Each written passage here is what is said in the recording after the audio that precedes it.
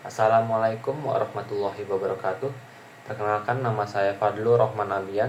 Saya dari kelas manajemen B, Fakultas Ekonomi Bisnis dengan nomor NIM 17056250086. Nah, pada kali ini saya akan mengangkut topik yang sering kita lupakan semenjak di era digital yang sudah merambat ke kehidupan kita kali ini.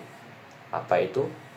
Yaitu pentingnya menjaga data pribadi kita dan mengetahui ancaman-ancaman seperti apa yang bisa didapatkan di situs-situs digital seperti media sosial atau seperti web yang bisa mencuri data pribadi kita. Pertama-tama, apa aja sih data pribadi kita yang bisa dicuri oleh pihak-pihak tersebut? Dengan sebatas nama, nick, nomor telepon, dan bahkan sekedar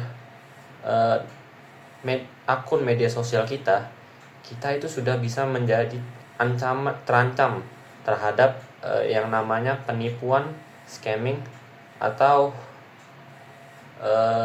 pelanggaran-pelanggaran hukum lainnya yang merambat di bidang digital. Oleh karena itu, penting untuk kita bisa menjaga privasi dengan cara-cara seperti tidak menyebarkan informasi pribadi, menelaah lebih lanjut apa term and condition yang dibawakan oleh situs atau aplikasi yang kita kunjungi, dan bisa juga dengan cara kita merujuk untuk lebih teliti dalam kunjungan kita ke situs-situs digital, karena tidak semua konsumen yang menerima apa adanya di situs digital itu aman.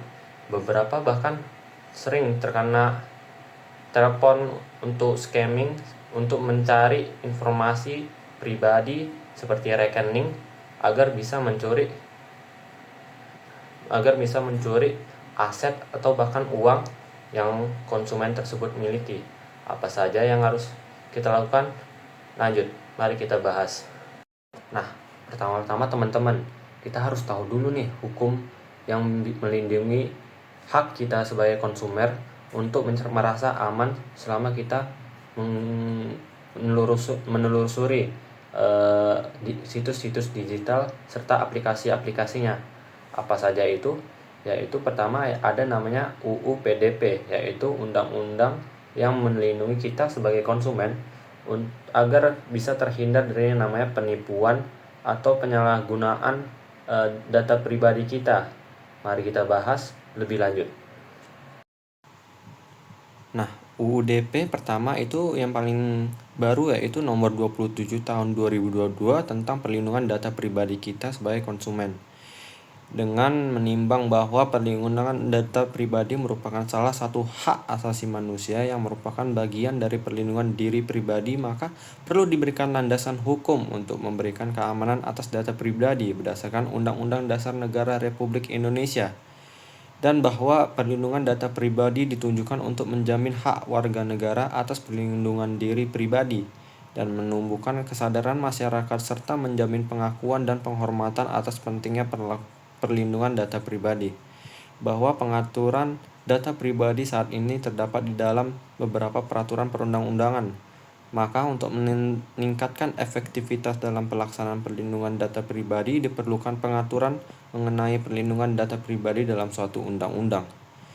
Dan berdasarkan pertimbangan sebagaimana dimaksud dengan huruf A, huruf B, dan huruf C, perlu membentuk undang-undang tentang perlindungan data pribadi tersebut.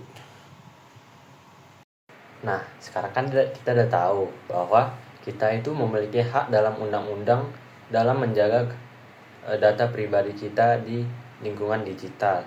Sekarang saya akan memberikan beberapa tips bagaimana cara melindungi diri kita sendiri dalam saat kita mengeksplorasi dunia digital tanpa perlu takut bahwa ada seseorang yang sedang mencari data pribadi kita.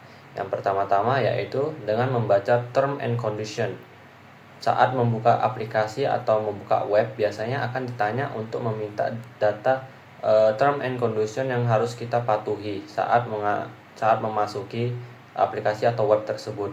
Nah, sebagai konsumer yang baik harusnya kita membaca satu-satu dari term and condition tersebut agar kita tahu apa yang harus kita patuhi dan apa yang harus kita waspadai saat memasuki aplikasi atau web tersebut. Yang kedua yaitu jangan terpaku terhadap yang namanya iklan-iklan yang ada di media sosial atau web.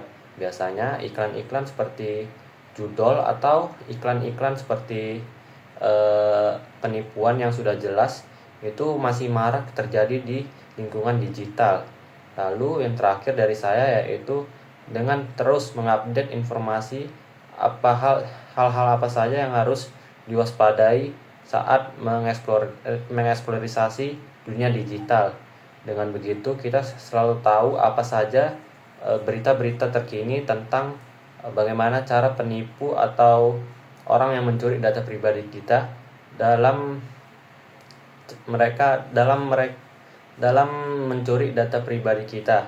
Nah, sekian dari saya. Wassalamualaikum warahmatullahi wabarakatuh.